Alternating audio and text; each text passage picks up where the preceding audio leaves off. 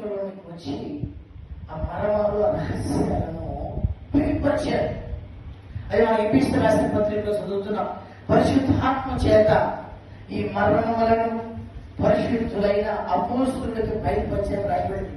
కనుక ఆత్మ జీవము చేస్తుంది, అక్షరము చంపుతుంది అని రాయబడింది. పాత నిబంధనలు అంతా కూడా చంపడాలు ఎక్కువ ఉన్నాయి. కొత్త నిబంధనలో జీవింపజేయడం ఎక్కువ. చెప్పండి, పాత నిబంధనలో ఏముంది? చంపడాలు ఎక్కువ. చెప్పండి, ఏముంది? చంపడాలు ఎక్కువ ఉన్నాయి. అహరోను 2 కుమారులను చంపేశాడు పరిశుద్ధాత్మ దేవుడు. ఏమి 2 కుమారులను చంపేసేసాడు. సామెవేలు పిల్లలు వారి దేవుడి తన చనిపోయిన వాడు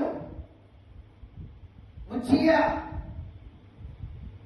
ఆసారాజు, ఇది మనం చూసుకుంటూ పోతే వారందరూ కూడా దేవుని చేత మత్తు పడ్డ వారై ఉన్నారు.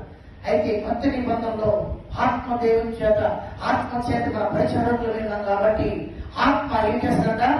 జీవింప చేస్తాడు. అందుకని మన పరిశుద్ధాత్మ కలిగిన వారమై, పరిశుద్ధాత్మ సత్యాన్ని కలిగిన వారమై, పరిశుద్ధాత్మ అభిషేకం కలిగిన వారమై, పరిశుద్ధాత్మ అన్ని భాషలు గల వారమై, పరిశుద్ధాత్మ నడిపింపు గల వారమై మనం ఉండాలి. అందుకని ఆత్మ జీవింప చేస్తుంది.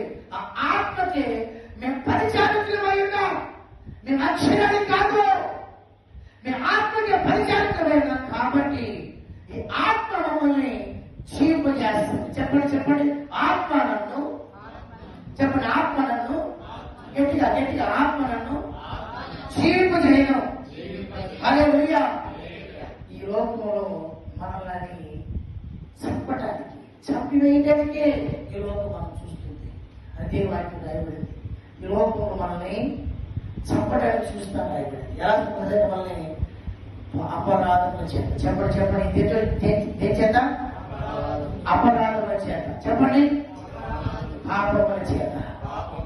అపరాధముల చేత, పాపముల చేత మనం చంపడానికి ప్రతి రోజు ప్రయత్నం చేస్తుంది ఈ లోకం. అయితే వాక్యం రాయబడింది,